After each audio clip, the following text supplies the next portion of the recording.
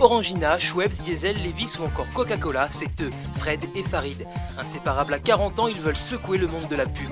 Originaires de la région parisienne, les deux hommes commencent leur carrière en 1994 chez Havas, puis ne se quittent plus pour une formidable ascension qui les conduit à créer en 2007 Fred et Farid, l'agence qui n'en finit plus de faire parler d'elle.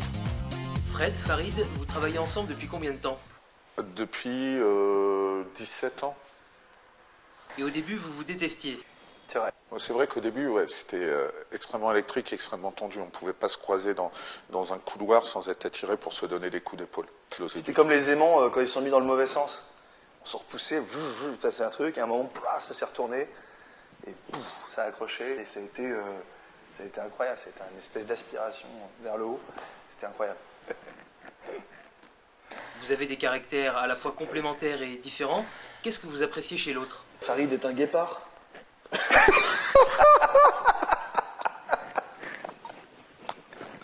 il est rapide, exigeant, ultra exigeant envers lui-même, très très cultivé.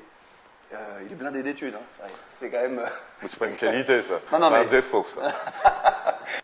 Fred est une libellule avec une force d'orang-outan. Et... Sur Fred, je dirais rapide, inspiré, entier. Probablement le plus doué de toutes les générations de publicitaires qu'on a en France. C'est ça qui trouble les annonceurs, c'est de se retrouver en permanence face à un guépard et une libellule. On lit beaucoup de choses sur vous dans la presse, sale gosse, rebelle. D'où vous vient cette réputation? Parce qu'on n'a pas respecté les petites boîtes dans lesquelles les gens étaient mis au départ dans la publicité.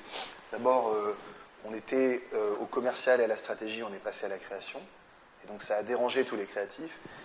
Comme on a réussi plus vite que les autres dans cette discipline, dans les festivals, les créatifs sont notés en festival. Hein. Donc on a gagné plus de 200 prix internationaux. Et du coup, on s'est créé beaucoup d'ennemis. C'est un truc assez humain, c'est une espèce de jalousie.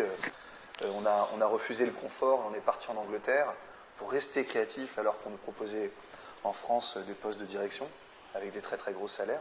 C'est-à-dire qu'on n'a jamais fait des choix d'argent. On a toujours fait des choix de passion. Aujourd'hui, vous avez l'impression d'avoir réussi avec votre agence, non? Non, parce que, on a réussi par rapport aux autres agences, parce qu'on est déjà une agence de taille moyenne, on dégage une grosse marge, on est presque 100 personnes en 2 ans. Mais par rapport à ce que nous, on veut faire, on en est vraiment au balbutiement. C'est-à-dire qu'on ne sera jamais heureux tant qu'on ne sera pas un des plus gros groupes en Europe. On est exaspéré, comme beaucoup de créatifs de notre génération, exaspéré par l'ancienne génération. Donc on est décidé à défoncer ce milieu et à le mettre à terre, vraiment. Et enfin, pour finir, qu'est-ce que vous ferez dans 10 ans? Dans 10 ans... je sais pas. Honnêtement, je sais pas, mais on sera ensemble. On sera ensemble, ça c'est certain. C'est le plus important, c'est qu'on sera ensemble. Mais en tout cas, on sera probablement à la tête du plus gros groupe en Europe.